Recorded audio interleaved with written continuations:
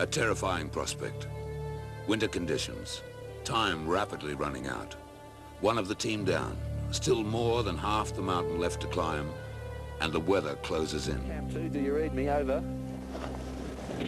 Reading you loud and clear, Camp 1, go ahead, over. Well, last night's weather report was pretty dismal.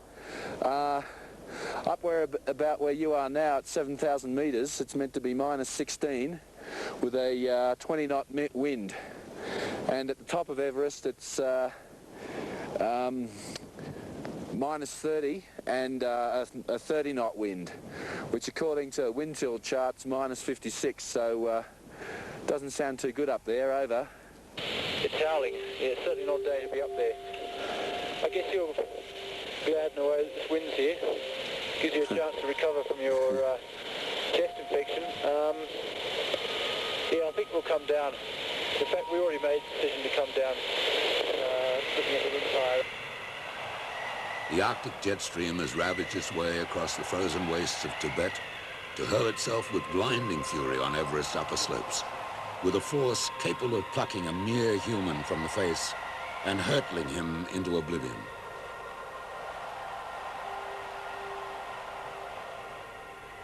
Chastened by this vast display of natural power, the climbers move out from the safety of Camp 1. This time, though, they're back to full strength. The enforced rest has given Lincoln time to recover, a mask taking the edge from the freezing air.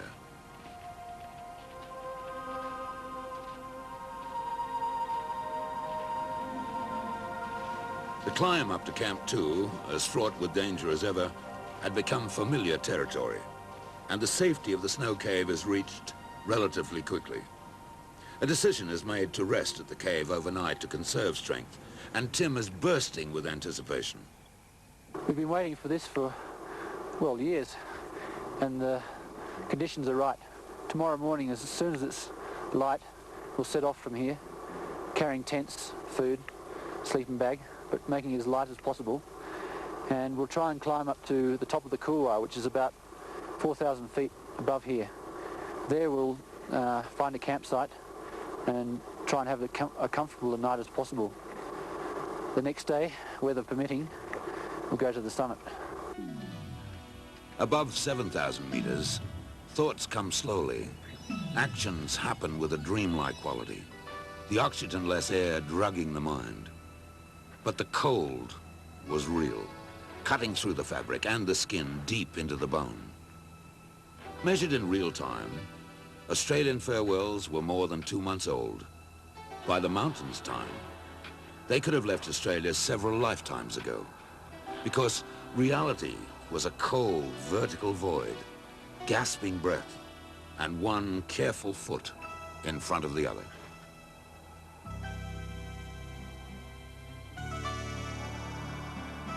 A rocky barrier to overcome, leading up to the vast snow slab they'd christened White Limbo.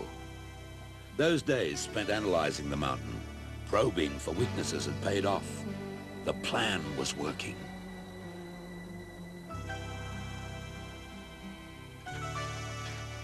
Up to 7,300 meters, and at least the snow appeared less likely to avalanche than faces further down.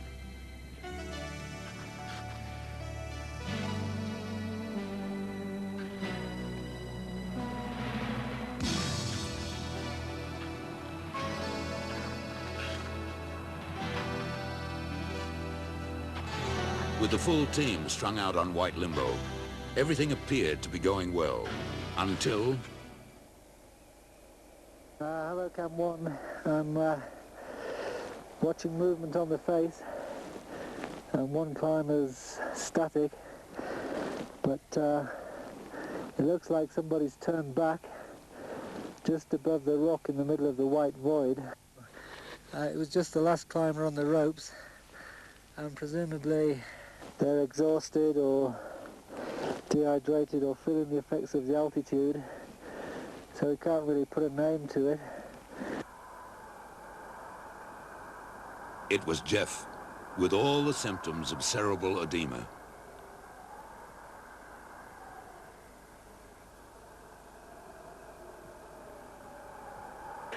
I started in the last half hour to get really violent headaches and see a split image, and I was dizzy, and my legs started to go from under me.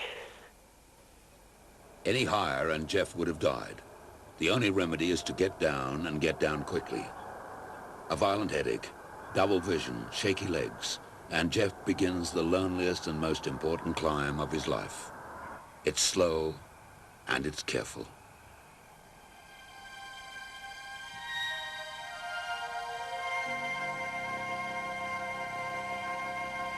A split second of blind panic for the watchers below.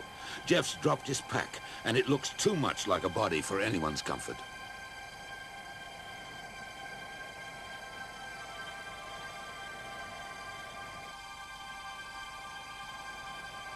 "7,500 meters, and a slight respite. Because instead of the incessant upward drive, the route takes them on a traverse to the bottom of the Great Couloir.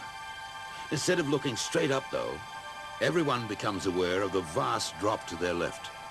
Just one slip. It's best not to think.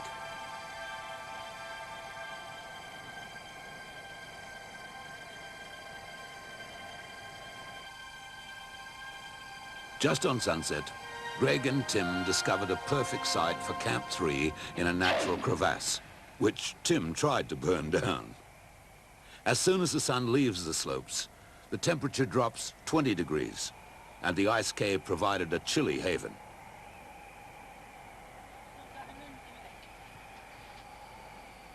Time for a meal of soup, cheese, and noodles. Then exhaustion brings a sleep filled with half-remembered dreams.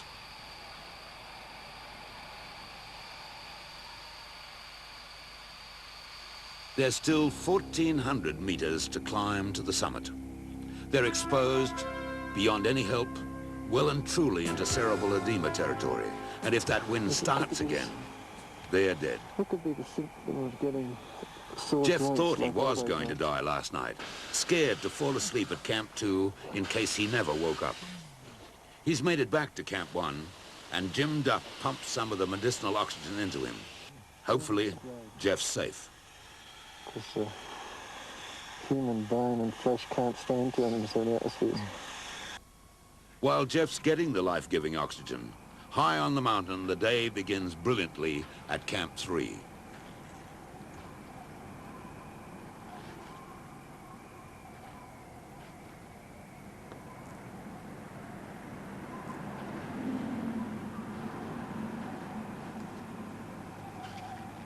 The decision is not to use ropes. Climbing conditions perfect on the icy face. Crampons biting firmly into the surface. Don't think about slipping. It's going to be impossible to break the fall of 1.5 kilometers. Don't think about the spindrift avalanches. Maybe they won't get bigger. Don't think about the rasp in the throat or the red-hot iron bands around the chest. Just climb.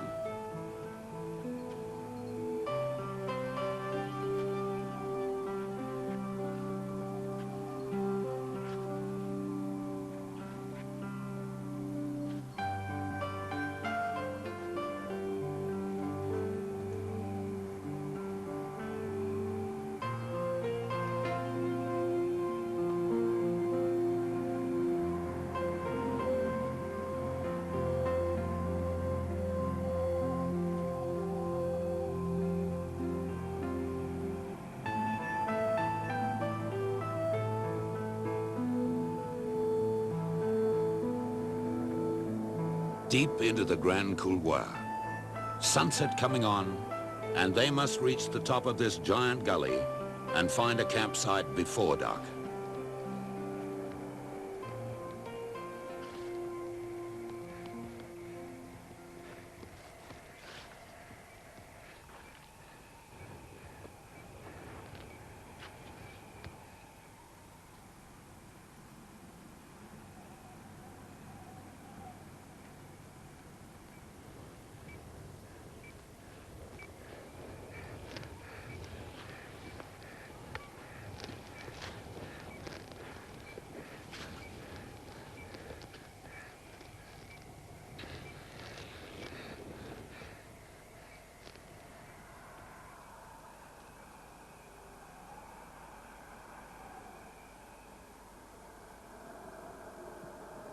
A minuscule ledge was all that was needed for the base of Camp 4. It would provide shelter, certainly, but warmth? No. How are you four doing up there, over?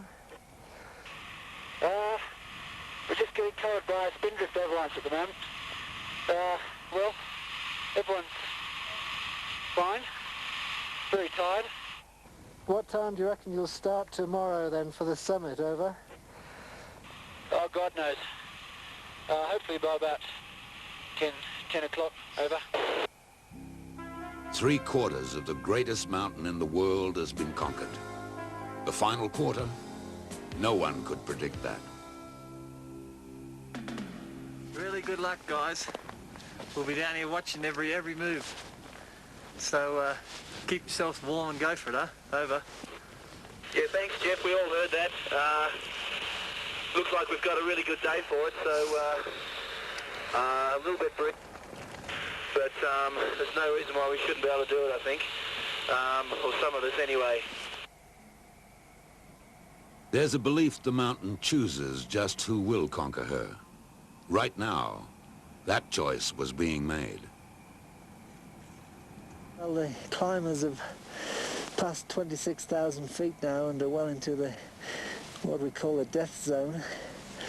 There's only 1/3 the oxygen there is at sea level up there, and they'll be dehydrating with breathing so rapidly. They'll be gasping. Every upward step will be a mighty effort, and they've only got a few hours of survival time up there. Even through the telescopic lens, the climbers looked like ants. But a recovered Geoff saw enough to know someone was in trouble. It was Lincoln. A heart-shattering decision, but the only one he could make. Until I started to come down, and I just decided that my pace was too slow, and that was further sort of slowed down by a few coughing fits here and there. So I just thought I'd have no chance. Well, maybe I'd get there today, but there's no way I'd get back. And not being prepared for a bivvy, well, it would definitely be in frostbite country up there. I think if anyone has to spend the night out,